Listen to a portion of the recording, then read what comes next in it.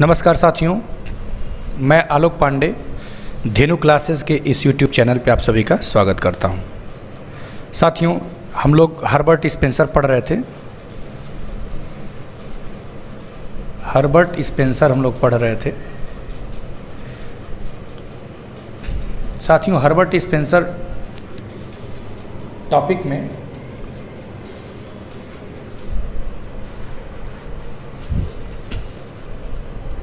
अगला जो ये पार्ट 4 होगा साथियों, पार्ट 4 होगा। इस पार्ट 4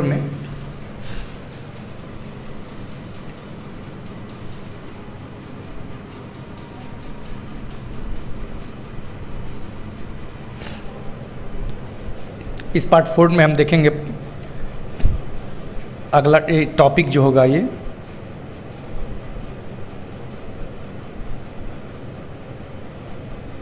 समाज एक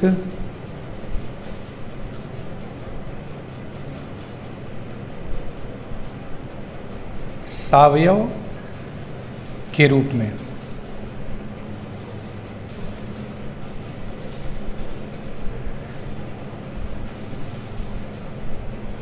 समाज एक सावयव के रूप में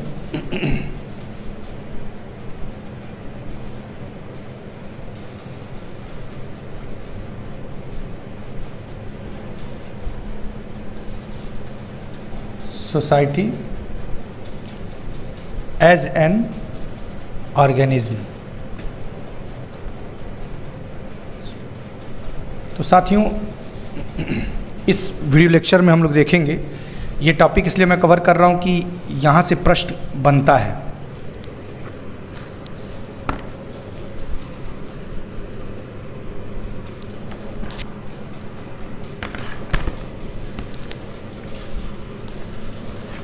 आ रही बात है साथियों समझ में? इस टॉपिक से प्रश्न बनता है।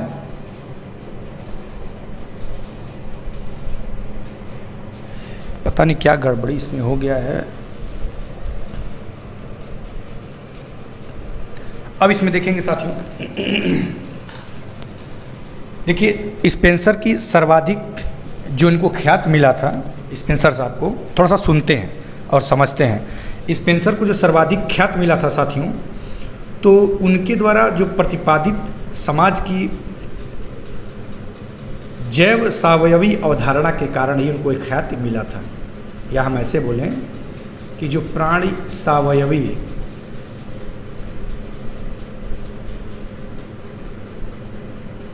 यहाँ पे स्पेलिंग थोड़ा सा मिस्टेक हो गया है।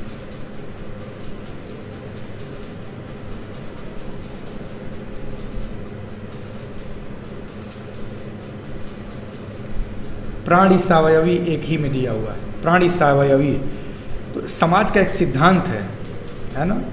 तो इसी के वजह से इनको बहुत ज़्यादा ख्याति मिला था, है ना? इनको जो ख्याति मिला था साथियों, इसी की वजह से ज़्यादा ख्याति इनको मिला था। और इन्होंने क्या किया था साथियों, ये सब पिछले वीडियो लेक्चर में बता दिया था, लेकिन फिर भी यहाँ पे चर्चा करना ज़रूरी है, इसलिए मैं चर्चा कर रहा हूँ। इन्होंने प्राणीशास्त्रीय या सावयवी उद्विकासी सिद्धांत को, है ना, प्राणीशास्त्रीय या सावयवी उद्विकासी सिद्धांत को समाज पर लागू किया था, समाज पर लागू किया था। ये तो बात पहले भी बताया जा चुका था, लेकिन और कुछ इन्होंने निष्कर्ष निकाला। इसके आधार पे इन्होंने क्या किया, कुछ निष्कर्ष निकाला, समाज पर लागू भी किया और कुछ निष्कर्ष निकाला। इसके आधार पे क्या निष्कर्ष निकाला साथियों, कि समाज भी एक सावयव इस अर्थ में है कि इन दोनों में क्या है, समाज में और जो जीव है, इन दोनों में समानता भी है। ध्यान देंगे, समानता के भी कुछ बिंदु हैं और असमानता के भी कुछ बिंदु हैं, भिन्नता अर्थात। और दोनों के उद्विकास की प्रक्रिया एक जैसी है, ऐसा कुछ स्पेंसर साहब बोलते हैं। स्पेंसर के मत के अनुसार यदि हम देखें तो उनका कहना यह है कि उद्विकास की प्रक्रिया या उद्विकास का जो नियम है ना, जो उद्विकास का जो नियम है वह नियम समाज पर भी क्या होता है, उद्विकास का नियम समाज पर भी लागू होता है।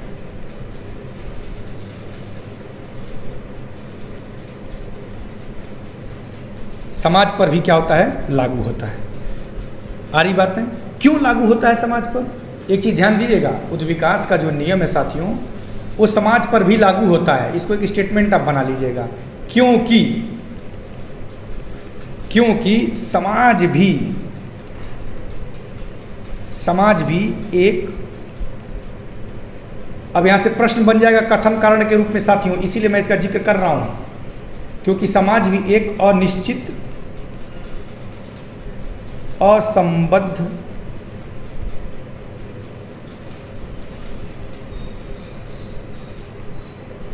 समानता से निश्चित संबद्ध भिन्नता में बदला है। आ रही बातें साथियों समझ में?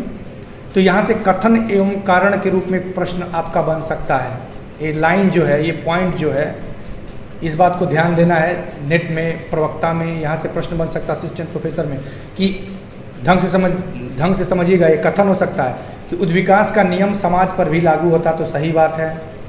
कारण यहाँ रहेगा, कारण कैसे रहेगा कि समाज भी एक अनिश्चित असंबद्ध समानता से निश्चित संबद्ध भिन्नता में बदलता है। क्योंकि लगा के चेक कर लेंगे तो फिट बैठ रहा है, तो कथन भी सही है, कारण भी सही है, उसका एक्सप्लेनेशन भी सही है।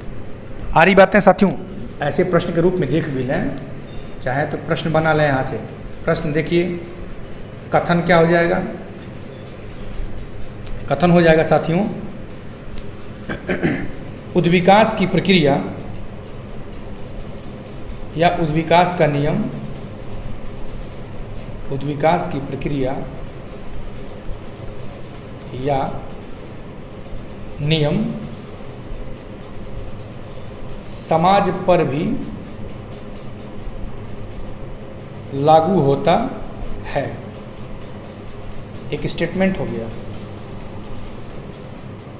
कारण देखेंगे साथ में, समाज भी एक अनिश्चित असंबद्ध समानता से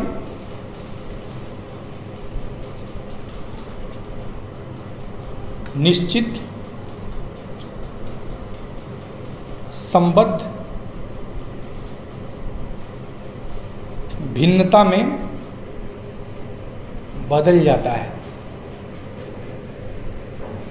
या परिवर्तित हो जाता है। थोड़ा सा शब्द सही चूज करें।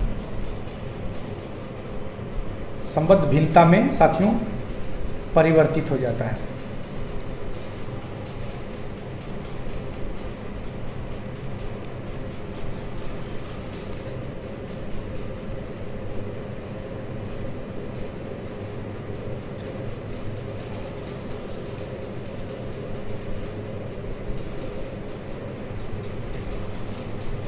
ए ऑप्शन साथियों,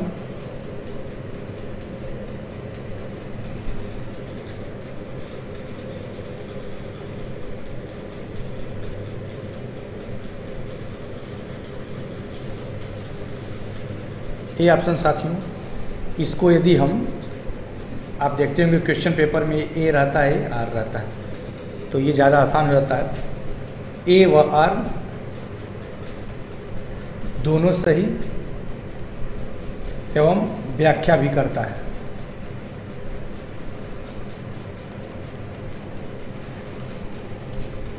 बी, ए व आर दोनों सही किंतु व्याख्या नहीं, किंतु व्याख्या नहीं करता है। ए आर की व्याख्या नहीं करता, सॉरी आर ए की व्याख्या नहीं करता। आगे देखें, सी क्या है? ए सही किंतु आर गलत। डी ऑप्शन देखेंगे, ए गलत किंतु आर सही। तो साथियों आप पढ़ेंगे क्वेश्चन कि उद्विकास की प्रक्रिया या नियम समाज पर भी लागू होता है स्पेंसर के अनुसार, है ना। ध्यान देंगे, एक चीज़ यही आपको समझना है, यदि आपके सिलेबस में स्पेंसर हैं और आप ये पढ़े हैं तो आपको तो पता चल जाएगा उद्विकास की प्रक्रिया नियम समाज पर भी लागू होता है। तो उद्विकास की प्रक्रिया नियम समाज पर कौन लागू करता है? तो स्पेंसर लागू करते हैं, तो ये सही हो जाएगा। समाज भी एक अनिश्चित असंबद्ध समानता से निश्चित संबद्ध भिन्नता में प्रतीत है, भी सही है। यहाँ क्योंकि लगा करके यदि चेक कर लें हम तो कारण कथन की व्याख्या करता कि नहीं करता है, ये भी वेरीफाई हो जाएगा।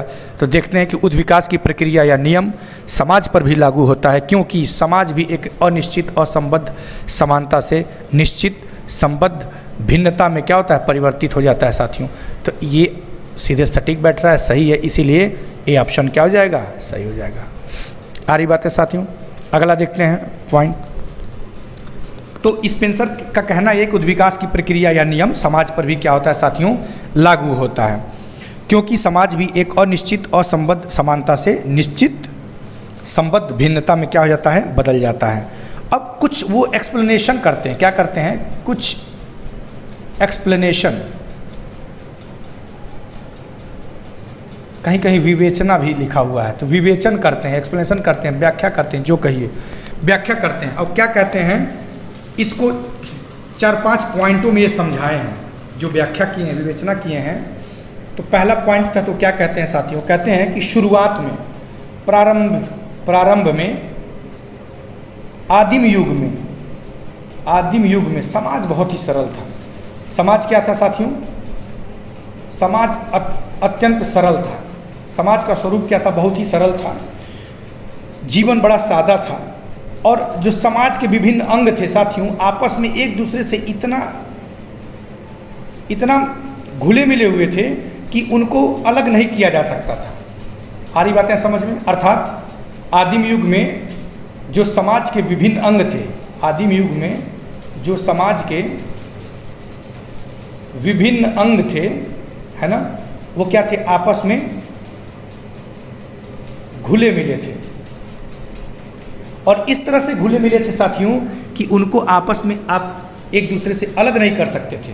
इस घुले मिले थे इस तरह से कि उन्हें अलग नहीं किया जा सकता था, अलग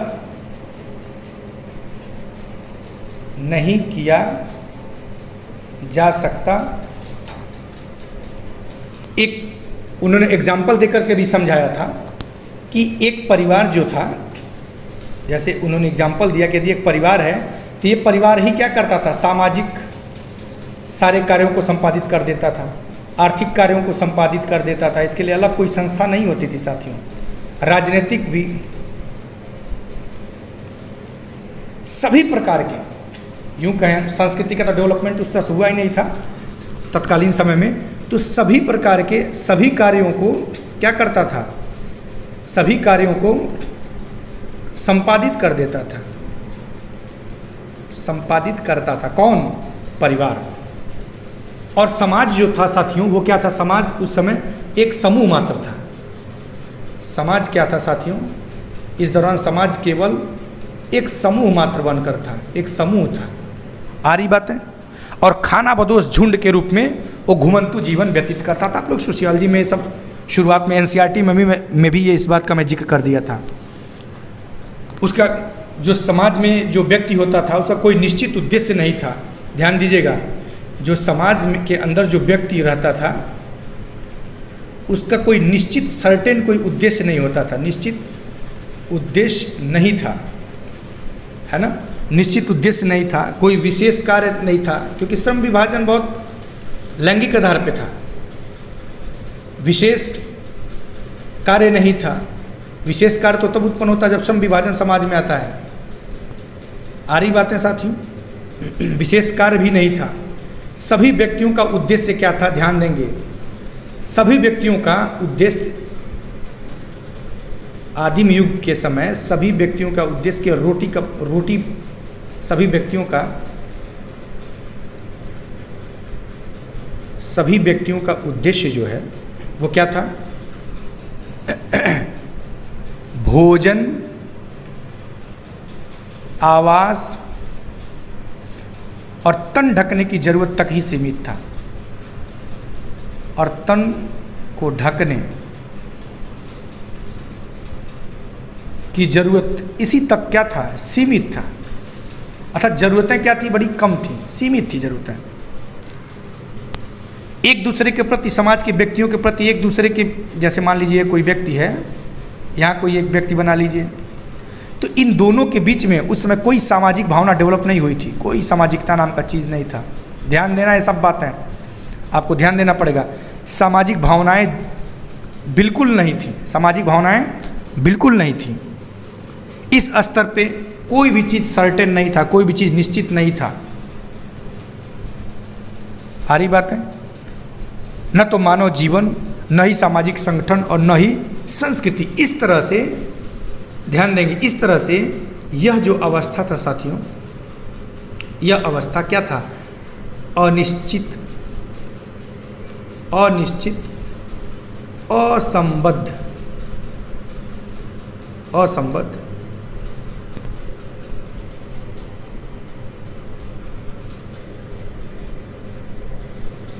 समानता से युक्त था। इस तरह यह अवस्था अनिश्चित, असंबद्ध, समानता से युक्त था। ये कौन सी अवस्था थी? आदिम युग था। आ रही बात है साथियों? अब दूसरी बातें क्या कहते हैं? दूसरी बात क्या कहते हैं? दूसरी बात कहते हैं कि कालांतर में धीरे धीरे, आफ्टर सम टाइम, है ना, इसको बोलते हैं कालांतर में, जब कुछ समय बीता, कालांतर में धीरे धीरे जब मनुष्य तीन चार चीज़ें, अर्थात अनुभव, विचार, फिर क्या चीज़, ज्ञान, अनुभव, विचार, ज्ञान। आ रही बातें? अनुभव, विचार और ज्ञान। धीरे धीरे उसमें बढ़ोतरी होती गई, ज्ञान में उन्नति होती गई, है ना, इनमें उन्नति होती गई। जब अनुभव बढ़ा, विचार विस्तृत हुए, ज्ञान की उन्नति हुई, तो वह क्या हुआ साथियों, पहले समूहवादी था, समूहवादी से क्या बन गया, सामाजिक बन गया। क्योंकि साथियों आवश्यकता सारी चीज़ों को बना रहा है। जनसंख्या बढ़ा, संसाधनों के हिसाब से क्या हुआ, प्रति व्यक्तियों की आवश्यकता क्या होगी, बढ़ने लगी। फिर क्या हुआ, एक दूसरे के सहयोग को बहुत अत्यधिक तवज्जो लोग देने लगे। तो सहयोग को सुदृढ़ता प्रदान करने के लिए वहाँ पे क्या हुआ, सामाजिकता का पाठ पढ़ाने जाने लगा। आ रही बातें समझ में? उसके सामाजिक जीवन के विभिन्न अंग स्पष्ट होने लगे थे। इस समय मैं नोट भी कर दे रहा हूँ, सामाजिक जीवन के जो विभिन्न अंग थे साथियों, विभिन्न अंग वो स्पष्ट होने लगे थे। स्पष्ट होने, विभिन्न अंग स्पष्ट होने लगे थे। आ रही बातें? जैसे आप देखेंगे कि परिवार,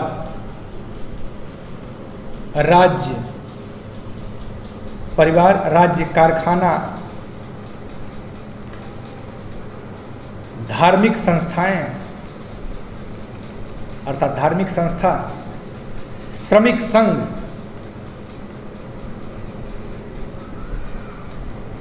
ये सब साथियों लिखते हैं, गांव, नगर, ये सब इत्यादि क्या हुआ, स्पष्ट रूप से विकसित हो गए। स्पष्ट रूप से क्या हो गए, स्पष्ट रूप से विकसित हो गए। आ रही बातें साथियों? अब इस विकास की यात्रा में क्या हुआ, इस विकास की यात्रा में धीरे धीरे क्या हुए, विकास के दौरान विभिन्न अंग स्पष्ट होते गए, है ना। विभिन्न अंग क्या होते गए साथियों? अस्पष्ट। जो अस्पष्ट था, ध्यान से समझिएगा। अब आप देखेंगे जैसे भ्रूण होता है तो भ्रूण का कोई भी अंग स्पष्ट नहीं होता है, आ रही बात है। लेकिन जब उस भ्रूण का डेवलपमेंट होता है, जब सेल डिवीजन होता है, तो सेल डिवीजन के बाद क्या होता है साथियों? उसके एक एक अंग स्पष्ट होने लगते हैं। सिर उसका दिखाई देने लगता है, उसका हाथ दिखाई देने लगता है, उसका पेट दिखाई देने लगता है, उसका पैर दिखाई देने लगता है ना, उसका पैर दिखाई देने लगता है। धीरे धीरे सारे अंग स्पष्ट होते हैं, अर्थात अस्पष्ट से स्पष्ट होने लगते हैं। उसी तरह से समाज में भी बता रहे हैं यहाँ पे, देखिए समाज में भी क्या होते थे, समाज में भी क्या होता है कि समाज के जो विभिन्न अंग धीरे धीरे स्पष्ट होने लगते हैं और उनके कार्य भी क्या हो जाते हैं? कार्य भी अलग हो जाते हैं। सबका काम राजनीति का काम राजनीतिक संगठन के द्वारा होता है। आर्थिक क्षेत्र का जो कार्य है उसके काम आर्थिक संगठनों, आर्थिक संस्थाओं के द्वारा संपादित किए जाते थे। अर्थात समाज के विभिन्न अंगों के बीच श्रम विभाजन और विशेषीकरण हो गया। ये ध्यान देने वाली बात है। समाज के विभिन्न अंगों के बीच क्या हो गया? श्रम विभाजन और विशेषीकरण, दो चीज, श्रम विभाजन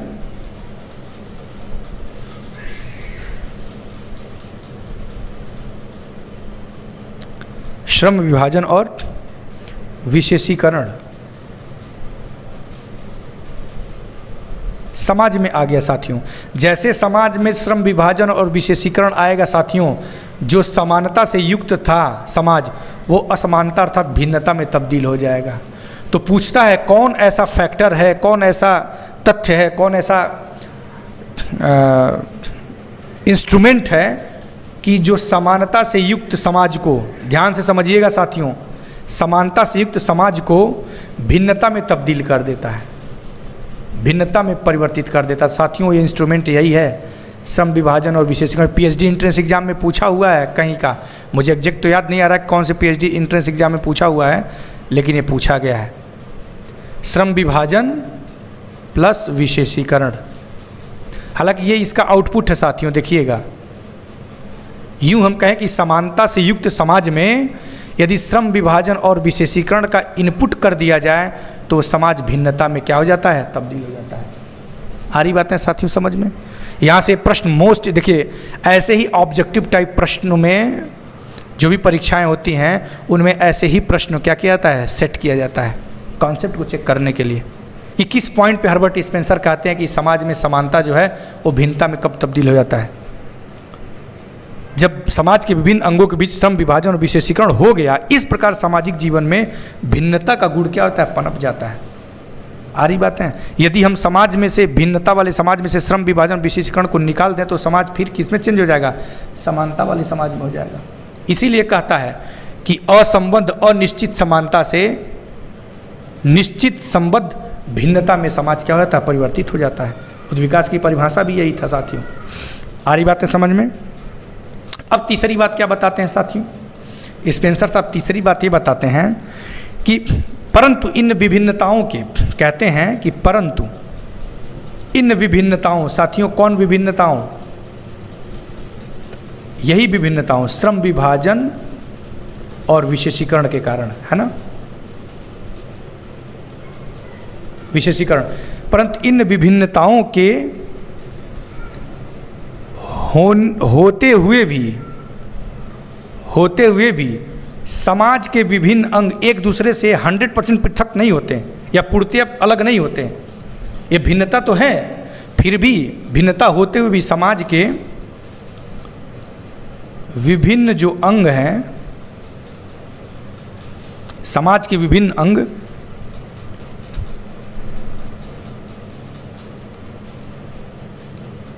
एक दूसरे से पृथक या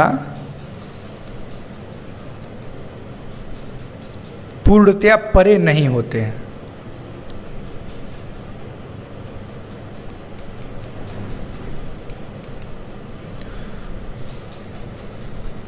इनमें कुछ न कुछ, इस शब्द पे गौर करिएगा, कुछ न कुछ अंतः संबंध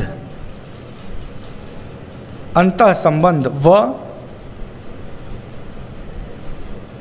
अंतः निर्भरता बनी रहती है। अंतर्निर्भरता साथियों क्या रहती है? बनी रहती है। एक चीज़ और गौर करेंगे, जैसे आप देखेंगे जो परिवार नामक संस्था है साथियों, जो परिवार नाम की संस्था है, परिवार नामक जो संस्था है वो राज्य से संबंधित रहती है, राज्य से जुड़ी रहती है। आ रही बातें समझ में? इतना ही नहीं, जैसे आप देखेंगे समाज में जो शिक्षक है, धोबी है, किसान है, अन्य कोई भी टीचर हो ही गया, डॉक्टर है। आप देखिए ये सब एक दूसरे से क्या होते हैं? किसान क्या करता है? सब्जी उगाता है, अनाज उगाता है, ये इसकी आवश्यकता पूरी करता है, इनकी आवश्यकताओं को पूरी करता है, एक खास चीज़ का उत्पादन करता है और दूसरे को बेच करके वो धन अर्जित करता है। धन अर्जित करने के बाद क्या करता है? वो अपने बच्चे को शिक्षक से के पास भेजता है, टीचर के पास क्या भेजता है? टीचर के पास अपने बच्चे को भेजता है ताकि वो शिक्षा ग्रहण कर सके। डॉक्टर के पास इलाज के लिए जाता है। तो इस तरह से आप देखेंगे कि समाज के जो इस तरह से जो विभिन्न आपको भिन्नता भले समाज में दिखाई दे रहा है, लेकिन इन भिन्नता के बावजूद भी इनमें अंतः निर्भरता क्या हुई है और अंतः संबंध बना हुआ है। ये ध्यान देंगे।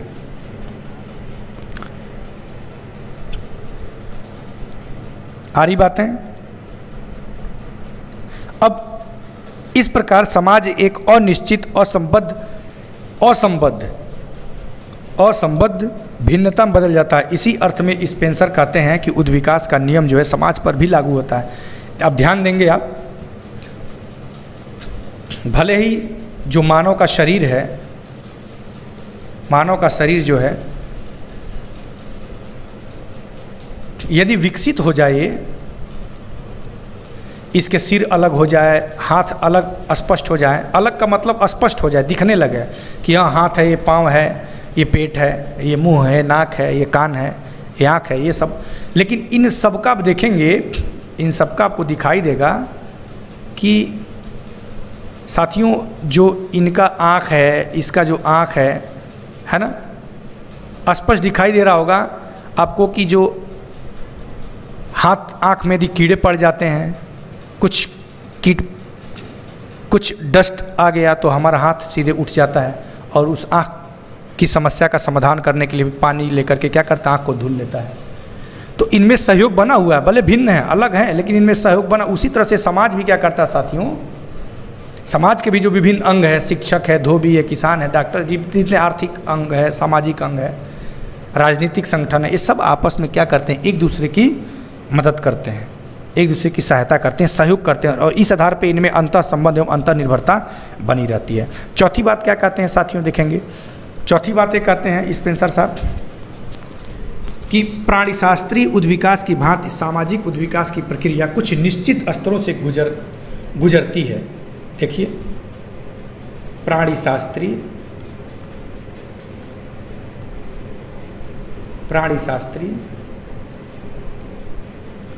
उद्विकास की भांति, प्राणीशास्त्रीय उद्विकास की भांति सामाजिक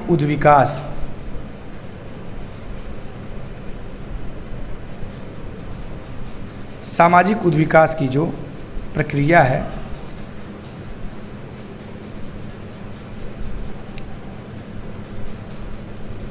कुछ निश्चित स्तरों से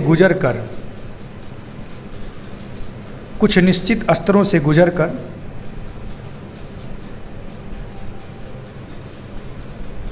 प्राणीशास्त्रीय विकास की भांति सामाजिक विकास की प्रक्रिया कुछ निश्चित स्तरों से गुजरकर संपन्न होती है। तो कुछ निश्चित स्तर, ध्यान देंगे, कुछ निश्चित स्तरों से, ये शब्द याद रखिएगा, जिसके दौरान समाज का सरल रूप धीरे धीरे जटिल रूप धारण कर लेता है। इस प्रक्रिया के दौरान क्या होता है? जो समाज का जो सरल रूप होता है साथियों, समाज का जो सरल रूप होता है वो किस में तब्दील हो जाता है? जटिल रूप में परिवर्तित हो जाता है। आ रही बातें? उदाहरण के तौर पे आप देखेंगे, उदाहरण के तौर पे यदि देखा जाए तो पहले का जो समाज था जिसमें बार्टर्ड सिस्टम की व्यवस्था था, अर्थात अदला बदली जिसे बोलते थे, विनिमय, एक्सचेंज प्रोसेस था, है ना। आर्थिक जीवन के अब शुरुआती अवस्था में यदि एक पक्ष को, समाज के एक पक्ष को हम लें, आर्थिक पक्ष को लें, तो आर्थिक पक्ष में हम देखते थे इसमें होता क्या था, वस्तुओं की क्या होती थी, अदला बदली होती थी। वस्तुओं की क्या होती थी, अदला बदली होती थी। इस प्रकार सिस्टम चलता था और वहाँ से जीवन आरंभ हो करके आज आप देखेंगे, आज हम देखते हैं कि इस वैश्वीकरण की व्यवस्था ने अंतर्राष्ट्रीय स्वरूप ले लिया है, बाजार का अंतर्राष्ट्रीय स्वरूप ग्रहण कर लिया है और हम अपने अनाज विश्व के बाज़ारों में और वहाँ की वस्तुएं इंडिया के बाज़ारों में आप देखते होंगे। आज हुंडई, फोर्ड की गाड़ियाँ और आप एडिडास का शूज, नाइकी का शूज वगैरह पहन रहे हैं, सब विदेशी कंपनियाँ हैं साथियों। तो हमारे बाज़ारों में अवेलेबल है। आज से 20 साल पहले सब नहीं था हमारे बाज़ारों में, आज से 50 साल पहले नहीं था हमारे बाज़ारों में। आ रही बातें समझ में? तो साथियों, कहने का सेंस ये है कि आर्थिक जीवन के प्रारंभ में अदला बदली से जो काम शुरू किया गया, अब उस आदि सरल व्यवस्था ने अंतर्राष्ट्रीय व्यापार का रूप धारण कर लिया। पहले लोग सीधे साधे तौर पर पैदल चलते थे, आज क्या है, फ्लाइट से देखिए यात्रा करके जाते हैं, बाजार करने जाते हैं, व्यापार करने जाते हैं। तो कहने का सेंस है कि अवस्था में परिवर्तन हो रहा है, एक अवस्था दूसरी अवस्था में परिवर्तन हो रहा है। आ रही बातें समझ में? यह विकास साथियों, ध्यान देंगे, यह विकास जो हुआ है यह एक दिन में तो हुआ नहीं है। ये एक निश्चित और क्रमिक विकास की प्रक्रिया से धीरे धीरे होकर के क्या हुआ है, धीरे धीरे कुछ निश्चित स्तरों से होकर गुजरा है। जिस तरह से सावयव अर्थात जीव के या शरीर का उद्विकास हुआ, पहले जन्म हुआ है, जन्म के बाद क्या हुआ है साथियों, उसका बचपन आया है, बचपन के बाद फिर उसका युवा अवस्था आया है, युवा अवस्था आया है, युवा अवस्था के बाद साथियों उसका क्या आता है, प्रौढ़ावस्था आता है, प्रौढ़ावस्था आता है, फिर उसके बाद वृद्धावस्था आता है, फिर उसके बाद मृत्यु उसकी हो जाती है। आदि स्तरों से, इन स्तरों से गुजरता है। उसी तरह से साथियों समाज के विभिन्न पक्षों का उद्विकास भी कुछ निश्चित स्तरों से ही गुजरता है। आर्थिक जीवन का ध्यान दें, आर्थिक जीवन का यदि उदाहरण देकर के देखा जाए, पहले लोग क्या करते थे, शिकार करने की स्थिति में थे, शिकार करते थे, फिर शिकारी से क्या हुए, चारागाह की स्थिति पर आए, फिर उसके बाद क्या हुआ साथियों, कृषि का स्तर आया, फिर उसके बाद क्या हुआ साथियों, उद्योग का स्तर आया। आ रही बातें? आज ज़माना क्या हुआ, आजकल ज़माना किसका आ गया है, उद्योग के बाद किसका आया है, सर्विस सेक्टर की बात आ गया है, सेवा सेक्टर की बात, सेवा क्षेत्र की बात आ गया है। जबकि हालांकि स्पेंसर साहब के समय में ये बात नहीं था साथियों। आप ध्यान देंगे किताबों में उद्योग तक की बात का जिक्र किया गया है, ठीक है। तो थिंकर को हम उन्हीं के हिसाब से पढ़ेंगे, सर्विस को नहीं समझ लेंगे। आज समझाने के लिहाज से हम बता देते हैं आपको, ठीक है ना। तो इस स्तर से साथियों, इस स्तर तक जो है ना गुजरता हुआ उसका समाज का क्या हुआ है, विकास हुआ है। तो स्पेंसर का कथन ये था, स्पेंसर का कहना था कि यदि आप समाज को सर्वोत्तम रूप में समझना चाहते हैं तो उसकी तुलना आपको सावयव से करना ही करना पड़ेगा, या शरीर की रचना के साथ करनी ही पड़ेगी। यदि स्पेंसर का कहना था, स्पेंसर का साथियों कहना था कि यदि आप समाज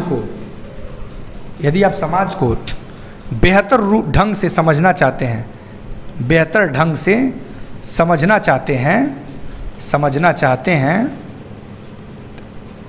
तो आपको समाज की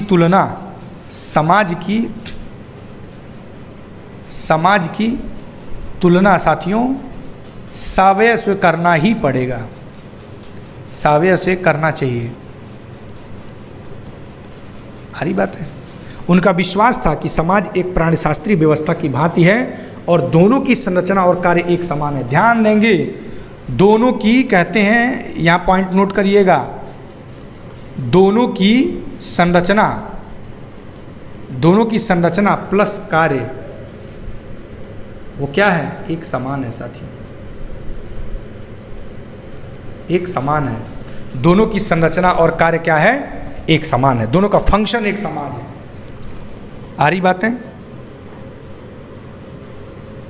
अब साथियों चूंकि कहते थे सावयव की भांति समाज का भी क्रमिक विकास सरल से जटिल में होता है और सावयव की ही भांति समाज में भी कार्यों का विभाजन और संरचना के विभिन्न अंगों में अंतः संबंध और अंतः निर्भरता देखने को मिलती है, जैसा कि मैं अभी जस्ट 5 मिनट पहले 2 मिनट पहले आपको मैं बताया हूँ। ठीक है, समाज और सावयव में अनेक बातों में समानता इस तरह से दिखाई दिया। तो अब जरा हम देख लें कितने बिंदुओं पे समानता दर्शाते हैं, कितने बिंदुओं पे असमानता दिखाते हैं साथियों। तो ध्यान देंगे, नोट करेंगे कि समाज और सावयव, नोट करके लिखेंगे, ये मोस्ट इम्पॉर्टेंट है। आज तक कभी यहाँ से प्रश्न नहीं बना है। क्या चीज़ नहीं बना है साथियों, अभी मैं आपको जिक्र कर दे रहा हूँ। समाज, लिखिए इसको कि समाज और सावयव के बीच, समाज और सावयव के बीच इस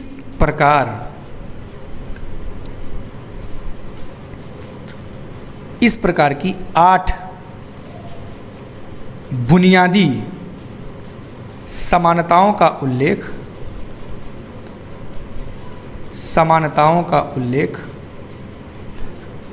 स्पेंसर ने किया। स्पेंसर ने किया है। इस तरह से समाज और सावयव के बीच, ध्यान देंगे, समाज और सावयव के बीच इस प्रकार 8 बुनियादी समानताओं का, कितनी समानताओं का साथियों, 8 समानताओं का। आ रही बात है, ये पॉइंट नोट करिएगा। 8 बुनियादी समानताओं का उल्लेख स्पेंसर ने किया। प्रश्न पीजीटी में पूछ सकता है कि हर्बर्ट स्पेंसर ने समाज और सावयव के बीच कितनी समानताओं का उल्लेख किया है। तो 8 बुनियादी समानताओं का उल्लेख किया है। पहला साथियों देखेंगे, पहला क्या उल्लेख किया है, देखते हुए चलेंगे। पहला साथियों कहता है स्पेंसर कि दोनों का ही विकास धीरे धीरे होता है। दोनों का विकास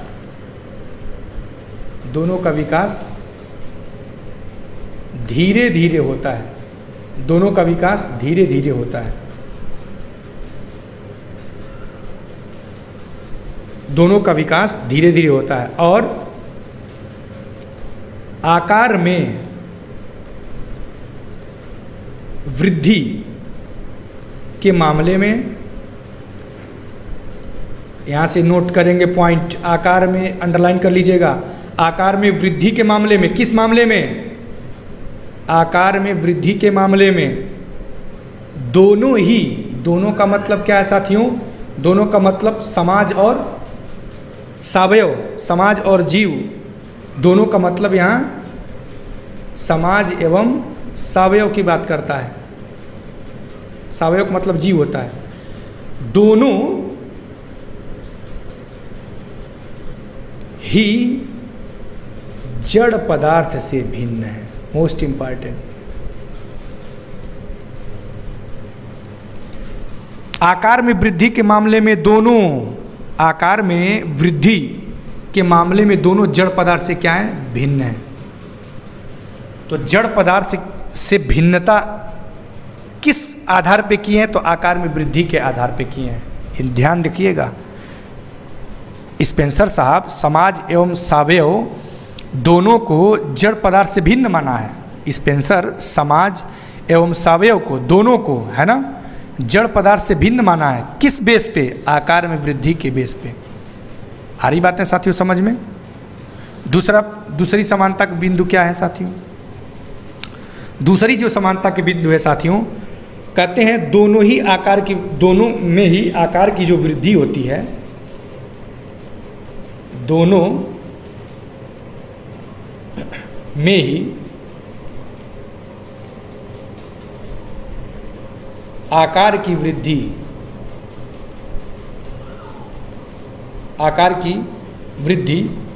सरल से जटिल की ओर होती है। सरल से जटिल की ओर होती है।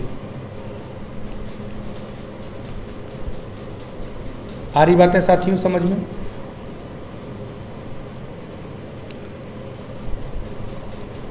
कहने का यहाँ तात्पर्य है कि जैसे जैसे इनकी आकार में वृद्धि होगी, कि इनकी संरचना क्या हो जाएगी साथियों, इनकी संरचना क्या हो जाएगी, संरचना की जटिलता क्या होती जाएगी, बढ़ती चली जाएगी। तीसरा पॉइंट देखेंगे, संरचना में विकास के साथ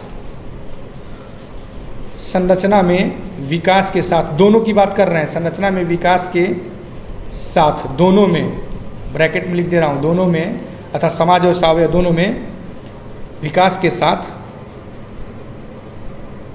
उसके विभिन्न अंग, उसके विभिन्न अंग एक दूसरे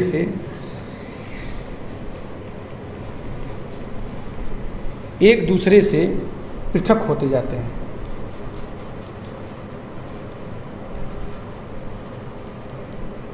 एक दूसरे से पृथक होते जाते हैं और प्रत्येक अंग का कार्य भी क्या हो जाता है साथियों, प्रत्येक अंग का कार्य भी अलग अलग हो जाता है, अलग अलग। आप देख रहे हैं, पहले परिवार क्या था, समस्त सामाजिक आर्थिक राजनीतिक सारा कार्य परिवार ही करता था, पीछे मैं बताया हूँ ना। किंतु जब समाज विकसित अवस्था में आ गया तो आर्थिक कार्य दूसरी संस्था के, आर्थिक संस्था के द्वारा किया जा रहा है, आर्थिक संगठन के द्वारा संपादित किया जा रहा है, राजनीतिक कार्य राजनीतिक संस्था के द्वारा, है ना, सामाजिक कार्य सामाजिक संस्था के द्वारा। तो अलग अलग संस्थाएं विकसित हो गई हैं, तो प्रत्येक अंग का कार्य भी अलग अलग हो जाता है। आ रही बातें? अर्थात अंगों में विभेदीकरण के साथ कार्यों का भी विविधीकरण हो जाता है। बात वही हुआ। आ रही बातें? अब देखेंगे चौथी बात, स्पेंसर महोदय क्या कहते हैं, दोनों में ही, दोनों का अर्थ समाज एवं सावयव, दोनों में ही विभेदीकरण के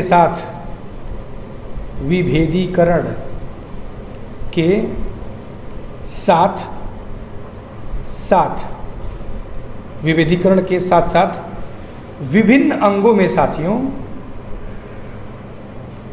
विभिन्न अंगों में अंतः संबंध और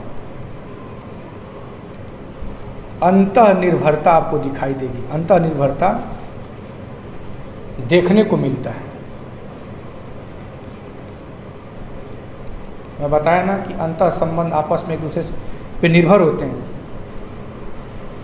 पांचवा बात क्या कहते हैं स्पेंसर महोदय, इसी अंतः संबंध के आधार पर, इसी अंतः संबंध के आधार पर दोनों में ही अपने अस्तित्व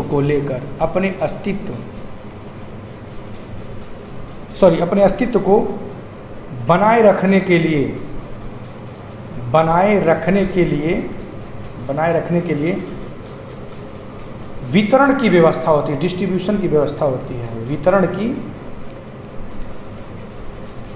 वितरण की व्यवस्था होती है या संचार की व्यवस्था होती थी। फॉर एग्जाम्पल, किताब में एग्जाम्पल भी बताएं साथियों, कि जैसे एग्जाम्पल बताते हैं, जैसे मान लीजिए हम भोजन करते हैं तो मुंह में भोजन का एक निवाला मुंह में डालते हैं, फिर वो क्या करता है, मुख के द्वारा दांत से भोजन को चबाया जाता है, अच्छी तरीके से चबा करके फिर क्या किया जाता है, उसका आधा काम हो जाता है पाचन का, ध्यान रखिएगा, लार अच्छी तरह से सन जाता है, फिर भोजन में फूड नली के द्वारा कहा जाता है आमाशय में जाता है।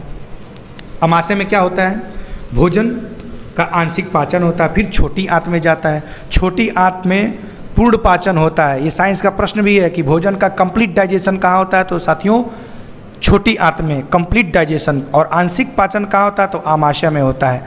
तो फिर छोटी आंत में भोजन पचने के बाद क्या होता है, उसका अवशोषण होता है, तो फिर अवशोषण के बाद विभिन्न रक्त के माध्यम से क्या किया जाता है, जो भोजन के बाद जैसे कार्बोहाइड्रेट आपका ग्लूकोज में टूट जाता है, प्रोटीन आपका एमिनो एसिड में टूट जाता है, फैट आपका फैटी एसिड में टूट जाता है, तो इन फैटी एसिड, एमिनो एसिड और ग्लूकोज को साथियों क्या करते हैं, जैसे मैं बता दे रहा हूँ, जैसे कार्बोहाइड्रेट का जब पाचन होता है साथियों, तो हालांकि जानने की कोई ज़रूरत नहीं है, मैं ऐसे, तो वो ग्लूकोज में टूट जाता है। हरी बात है। प्रोटीन का जब पाचन होता है साथियों, तो ये अमीनो एसिड में टूट जाता है, तो ये सब इंड प्रोडक्ट ऑफ डाइजेशन है। तो इसी को ब्लड लेकर के फिर कोशिकाओं तक जाता है। इस वितरण व्यवस्था देखिए, तो समाज के वितरण की बात करते हैं, उसी तरह से शरीर में भी एग्जाम्पल दे रहे हैं। जिस तरह से शरीर में व्यवस्था होती है, तो शरीर में जो डिस्ट्रीब्यूशन सिस्टम फिर विभिन्न जितनी कोशिकाएं हैं सभी कोशिकाओं तक क्या करती हैं, ले जा करके क्या करती हैं, सप्लाई करती हैं। आ रही बातें। तो अब वो कह रहे हैं स्पेंसर महोदय कि पेट में विभिन्न क्रियाओं द्वारा भोजन का पाचन कार्य पूरा होता है और खून बन जाता है। वह खून फिर हृदय से क्या होता है, नसों द्वारा शरीर के विभिन्न अंगों में क्या होता है, संचारित होता है, जिससे शरीर का अस्तित्व आज भी इसी से तो बना रहता है। ठीक वो कहते हैं कि ठीक इसी प्रकार समाज के भी जो है साथियों विभिन्न जो अंग हैं, समाज के जो विभिन्न अंग हैं वो आवश्यक वस्तुओं का उत्पादन करते हैं, धन की उत्पत्ति होती है और वस्तुओं एवं धन का वितरण यातायात एवं परिवहन की व्यवस्था द्वारा होता है और समाज का अस्तित्व क्या होता है साथियों, बना हुआ रहता है। आप देखते हैं कुछ ऐसे फल आप खाते हैं, जैसे इन दिनों डेंगू वगैरह में कीवी फल एक आता था। कीवी साथियों आप जानते हैं कि ऑस्ट्रेलिया और न्यूजीलैंड में फल होता है, वहाँ से एक्सपोर्ट करके भेजा गया और इंडिया इंपोर्ट किया, इंडिया मंगाया गया इन फलों को। ये फल यहाँ के बाज़ार में बिक रहे हैं। उत्पादन कोई और किया, उपभोग उसको कोई और कर रहा है। कहाँ के इंसान ने इसका उत्पादन किया, कहाँ के इंसान इसका उपभोग कर रहा है। तो इस तरह से देखेंगे कि विभिन्न अंग आपस में एक दूसरे से जुड़े और इनके द्वारा उत्पादित किसी वस्तुओं को संचार एवं उत्पादन की व्यवस्था के द्वारा क्या किया जाता है, एवं संचार एवं यातायात की व्यवस्था के द्वारा क्या कहता है, इसको एक जगह से दूसरी जगह तक, एक अंग से दूसरे अंग तक क्या कहता है, पहुंचाया जाता है। आ रही बातें समझ में साथियों। एक एग्जाम्पल वो देते हैं, ठीक है। फिर आगे बताते हैं, छठी बात बताते हैं साथियों। देखिए छठी बात क्या बताते हैं। छठी बात के तहत साथियों कहते हैं कि जिस तरह से शरीर में मस्तिष्क, ध्यान देंगे, जिस तरह से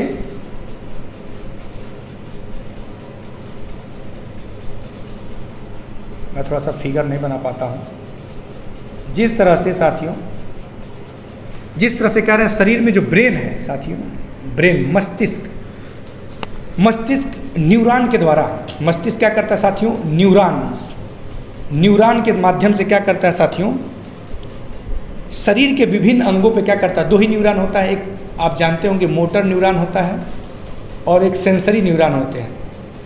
सेंसरी न्यूरॉन होता है, दो न्यूरॉन होते हैं। तो इन न्यूरॉन के माध्यम से क्या करता है ब्रेन, शरीर के सभी अंगों पे अपना क्या करता है, नियंत्रण स्थापित किया रहता है और शरीर के सभी अंग मस्तिष्क के आदेशों को क्या करते हैं, अक्षरशः पालन करते हैं। तो यहाँ ध्यान देंगे, ऐसा मैं क्यों चर्चा यहाँ पे कर रहा हूँ फालतू में चर्चा साथियों, इसलिए कर रहा हूँ कि कर रहा था आपके लिए, मैं क्वेश्चन पेपर बना रहा था तो मैं देख रहा था कि कई ऐसे एग्जाम हैं अंजू पंजू टाइप में परीक्षा में नहीं, अंजू पंजू का मतलब छोटे मोटे परीक्षा नहीं, जो स्तरीय परीक्षाएं हैं, वो यहाँ से प्रश्न क्या बना दिया है कि ये ब्रेन जो है ना साथियों, ये शरीर में जो ब्रेन है वो समाज में कौन है जो नियंत्रण स्थापित करता है। जिस तरह से शरीर के विभिन्न अंगों पर नियंत्रण स्थापित करने का काम ब्रेन करता है, उसी तरह से समाज के जो विभिन्न अंग हैं साथियों, समाज के जो विभिन्न अंग हैं, इन समाज के विभिन्न अंगों पर नियंत्रण स्थापित करने वाला ब्रेन के समतुल्य, ब्रेन के जैसा कौन ऐसा चीज़ है जो इस समाज पर नियंत्रण स्थापित करता है, प्रश्न पूछ दिया है साथियों। तो मस्तिष्क वाला यह काम समाज पर कौन करता है, सरकार करती है। आ रही बातें समझ में। तो मस्तिष्क की तुलना सरकार से की है, ये ध्यान देंगे, ये दोनों लिख लीजिएगा। मस्तिष्क की तुलना किससे की है साथियों, सरकार से किए हैं। क्योंकि यदि आप नहीं समझेंगे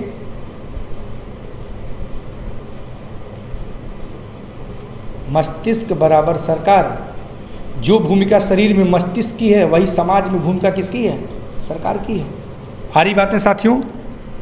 और यातायात एवं संचार के साधनों के द्वारा अपने आदेशों को जनता तक पहुंचाती, यानी कि यहाँ जो मोटर न्यूरॉन और सेंसरी न्यूरॉन है वही समाज में यातायात एवं संचार है ना। यानी कि हम ऐसे कह सकते हैं कि brain is equal to government GOVT,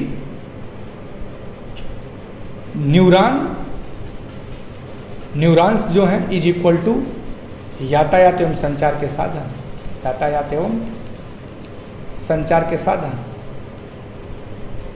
आज देखिए गवर्नमेंट अपने आदेशों को ब्यूरोक्रेट के माध्यम से क्या करती है, आईएएस और पीसीएस अफसरों के माध्यम से क्या करती है, उसको लागू करवाती है, तब नियंत्रण बना रहता है। आ रही बातें साथियों।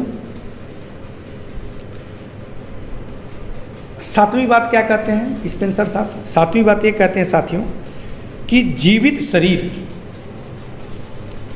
जो जीवित शरीर है अनेक कोशिकाओं से मिलकर बना हुआ है। वेरी गुड, सही बात है।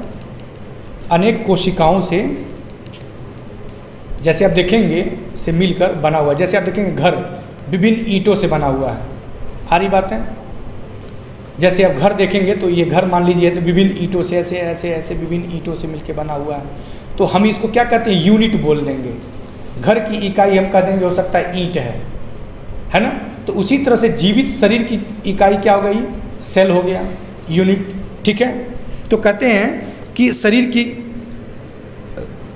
जीवित शरीर अनेक कोशिकाओं से, सेल से मिलकर बना हुआ। उसी प्रकार समाज का निर्माण अनेक व्यक्तियों से हुआ है। क्या निष्कर्ष निकाल के बताते हैं आठवीं बात, कि समाज का निर्माण, जिस तरह से जीवित शरीर का निर्माण सेल से हुआ है, उसी तरह से समाज का निर्माण किससे हुआ है साथियों, व्यक्तियों से हुआ है। अर्थात समाज की इकाई ये किसको मानते हैं, व्यक्ति को मानते हैं साथियों। समाज की इकाई किसको मानते हैं स्पेंसर साहब? समाज की इकाई व्यक्ति को मानते हैं, व्यक्ति को मानते हैं। और शरीर की इकाई किसको मानते हैं साथियों? सेल को मानते हैं। शरीर की इकाई किसको मानते हैं? सेल को मानते हैं। आ रही बात है। आठवीं और समानता की आठवीं जो बात है वो क्या बताते हैं साथियों? कहते हैं कि शरीर की किसी इकाई की शरीर से पृथक हो जाने पर, कहते हैं मान लीजिए शरीर की विभिन्न सेल हैं, जैसे मान लीजिए आप हाथ काट दिए तो क्या ऐसा शरीर थोड़ी खत्म हो जाएगा, ये शरीर तो बना ही रहेगा ना साथियों। तो उसी तरह से कह रहे हैं कि समाज के जो विभिन्न अंग हैं, यदि एक अंग नष्ट हो जाता है, समाज विभिन्न व्यक्तियों से मिलकर बना, यदि एक व्यक्ति मर गया, कोई उसका डेथ हो गया, उसकी मृत्यु हो गई, तो पूरा समाज खत्म नहीं हो जाता, समाज यथावत चलता रहता है ना। तो ये बात बता रहे हैं कि यदि किसी एक यूनिट, एक इकाई का मृत्यु हो जाने पर वो पूरा शरीर समाप्त नहीं होता है। उसी तरह से समाज के अंदर यदि कोई व्यक्ति है जो एक्सपायर कर जाता है, उसका डेथ हो जाता है, उसकी मृत्यु हो जाती है, तो समाज समाप्त नहीं होता है, उसका अस्तित्व नहीं मिट जाता है। आ रही बात है।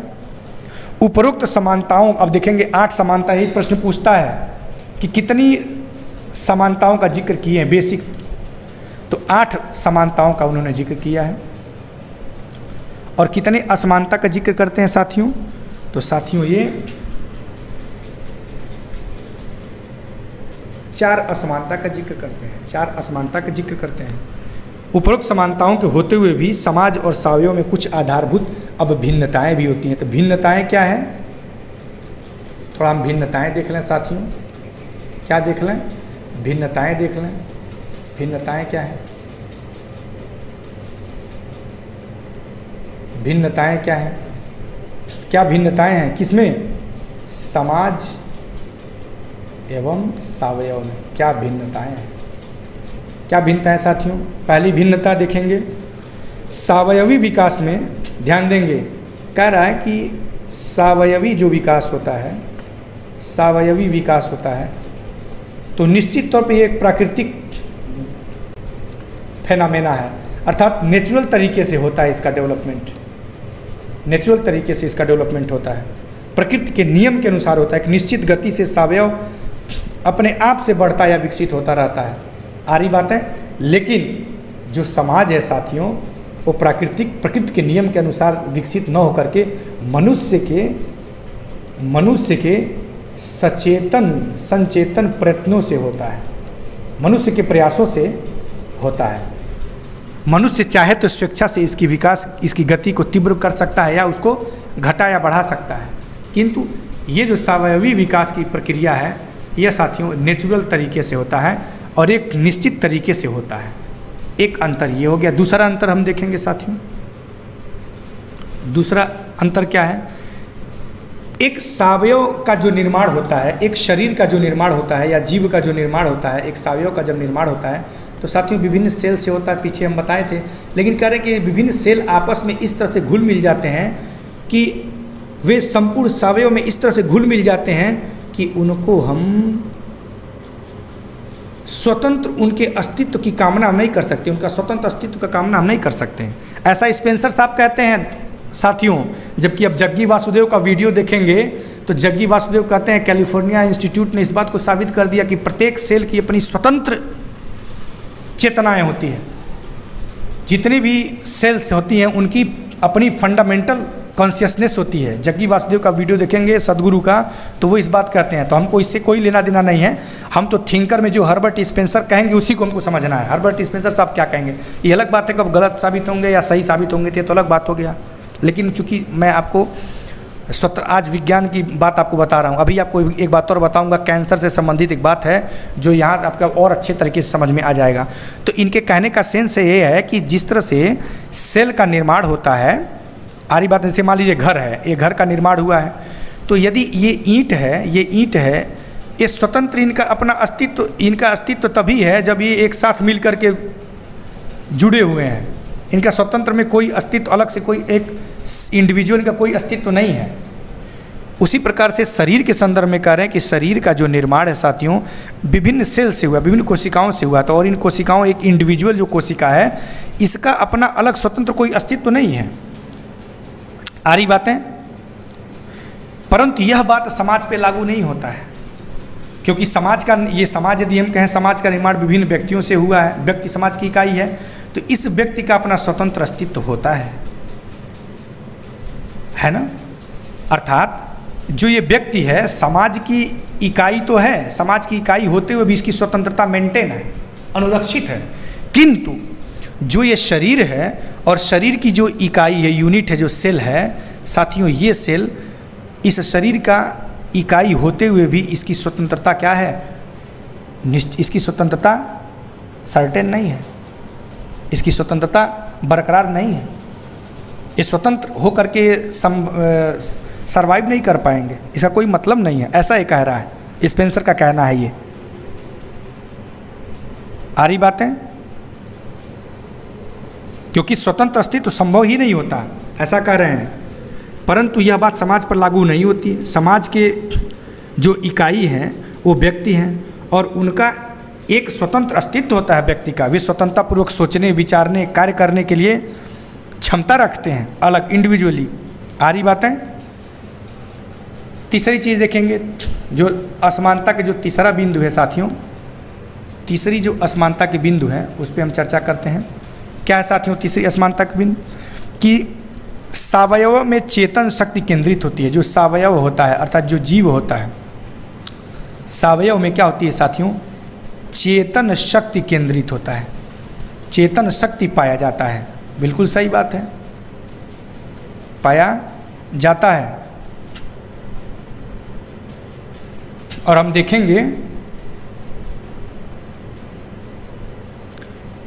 और प्रत्येक अंग की पृथक शक्ति नहीं होती है।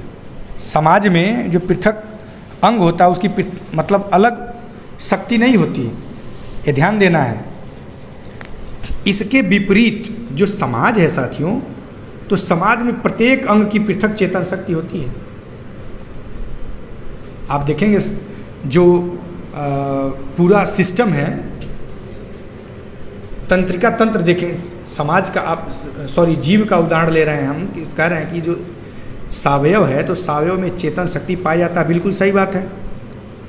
जो तंत्रिका तंत्र होता है, जो तंत्रिका तंत्र जो न्यूरॉन का सिस्टम होता है, नर्वस सिस्टम जिसे बोलते हैं, तो जो नर्वस सिस्टम होता है साथियों, जो नर्वस सिस्टम होता है, तो कह रहा है कि इस नर्वस सिस्टम में जो प्रत्येक अंग है साथियों, प्रत्येक अंग जो है वो, जो प्रत्येक अंग है उस प्रत्येक अंग की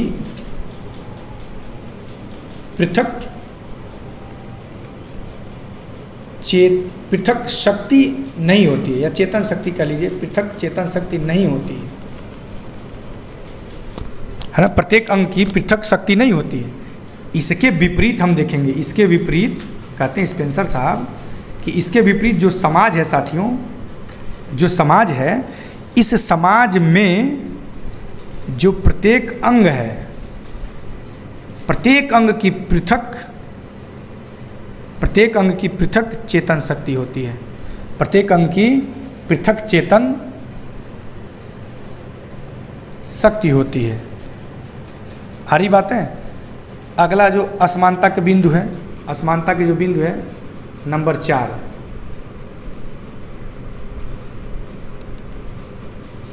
असमानता के जो अगला जो बिंदु है, चौथा बिंदु है साथियों, वो क्या है? कह रहा कि सावयव अर्थात जो जीव है, सावयव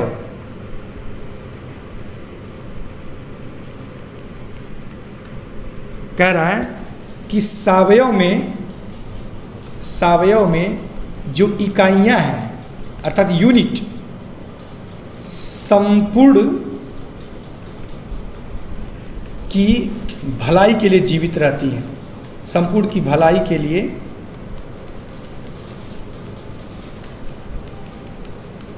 जीवित रहती हैं। सावयव अर्थात जीव में, हमारे शरीर में देखेंगे जो इकाइयां अर्थात सेल है, यूनिट जो कोशिका है, वो पूरे शरीर की भलाई के लिए जीवित रहती है। वो चाहती है, हर सेल क्या करती है, उस ब्रेन के आदेशानुसार क्या करती है, काम करती है। कोई इफ बट नहीं करती कि नहीं मैं नहीं करूँगा, कोई तर्क नहीं करता है। आप साथियों ध्यान देंगे, यदि यही सेल तर्क करने लगता है, यदि यही सेल ब्रेन के आदेशों को फुलफिल नहीं करता, नहीं मानता है, तो ये अलग कॉलोनी मंडल बना लेते हैं और अनियंत्रित ग्रोथ इनमें स्टार्ट हो जाता है। साथियों यही कैंसर होता है, यही सेल में कैंसर हो जाता है। तो अर्थात ब्रेन का नियंत्रण कोशिका से खत्म हो जाता है। और जब ब्रेन का नियंत्रण कोशिका से खत्म हो जाता है साथियों, तो वहीं ये सेल अनियंत्रित विभाजन, सेल डिवीजन होने लगता है, यही कैंसर हो जाता है। उसी तरह से समाज में भी साथियों, समाज में हम देखते हैं, समाज में यदि सदस्यों को लेकर के, समाज में जो सदस्यों में आपस में क्या है साथियों, यदि भिन्न समाज के जो सदस्यों पर नियंत्रण यदि सरकार का खत्म हो जाता है, तो ये क्या हो जाते हैं, अलग समाज लगते हैं बनाने। और अलगाववादी यही है साथियों। आज अलगाववादी जो होते हैं अलग राज्य की लगते हैं मांग करने, है ना। नक्सलाइट आज देखेंगे अलग, यही मुख्य धारा से अलग हो गए हैं, इनकी नियंत्रण के अनुसार नहीं चलते हैं ये। अब चाहे जो वजह हो, यहाँ ब्रेन का काम तो सरकार कर रहा है ना, सरकार कर रहा है, तो सरकार नियंत्रण नहीं स्थापित कर पाता इन पे।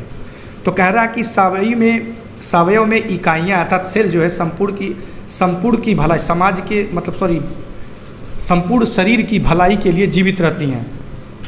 किंतु समाज के जो सभी सदस्य हैं वो समाज के संपूर्ण भलाई के लिए जीवित नहीं रहते हैं, कुछ नेगेटिव तत्व भी रहते हैं। आ रही बातें समझ में? तो ऐसा ये 4 बातों पे भिन्नता को दर्शाते हैं साथियों। इस प्रकार ध्यान देंगे। अब हम निष्कर्ष पे आते हैं। इस प्रकार हम देखेंगे, निष्कर्ष देखेंगे, 1 मिनट की बात है। निष्कर्ष में देखेंगे इस तरह जो स्पेंसर साहब हैं वो जीवित शरीर की जब समाज से तुलना करते हैं तो उनका उद्देश्य जो है, इस तरह स्पेंसर जब समाज की तुलना जीवित शरीर से करते हैं,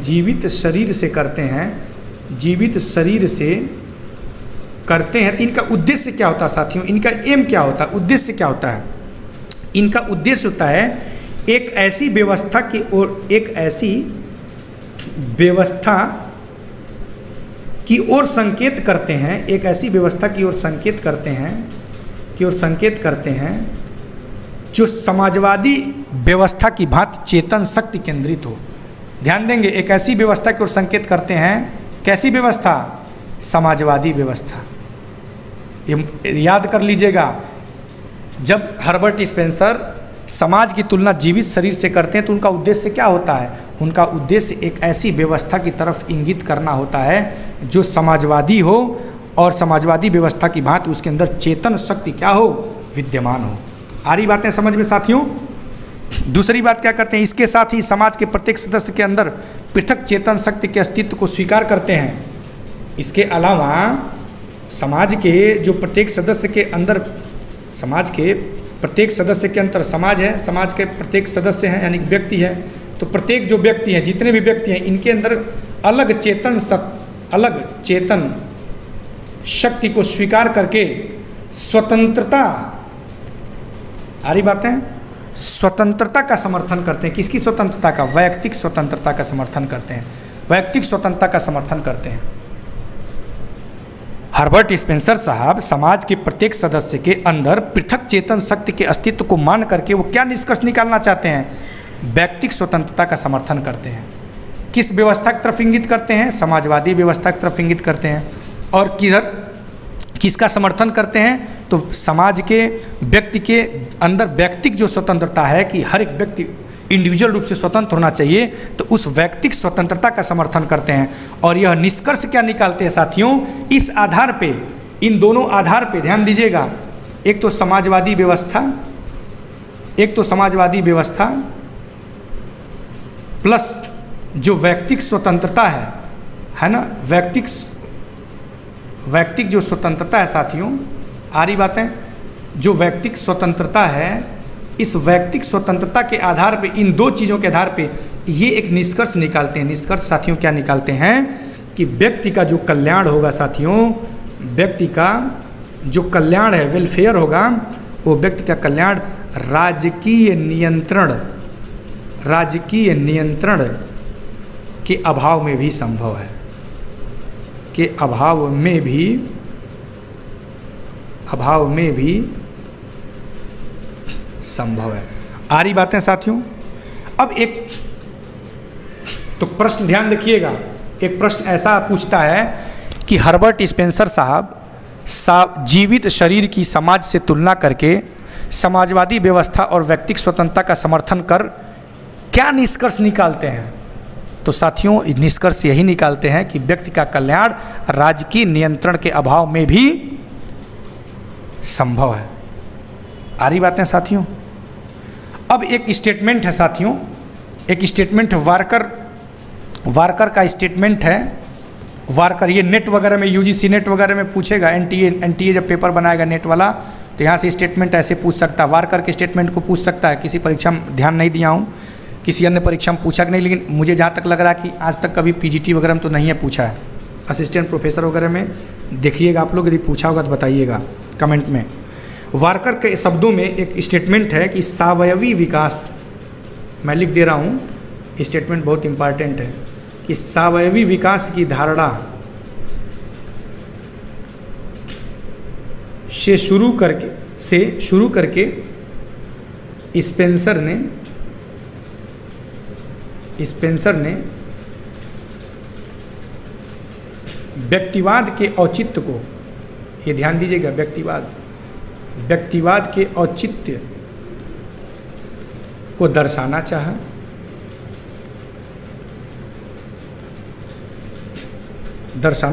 और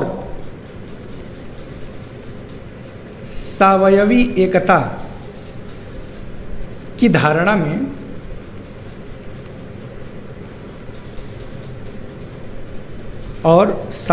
एकता की धारणा में समाप्ति करके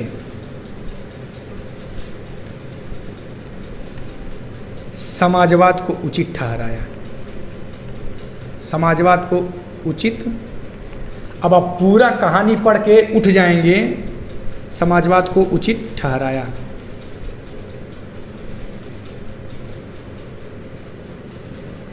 सावयवी विकास की धारणा से शुरू करके स्पेंसर ने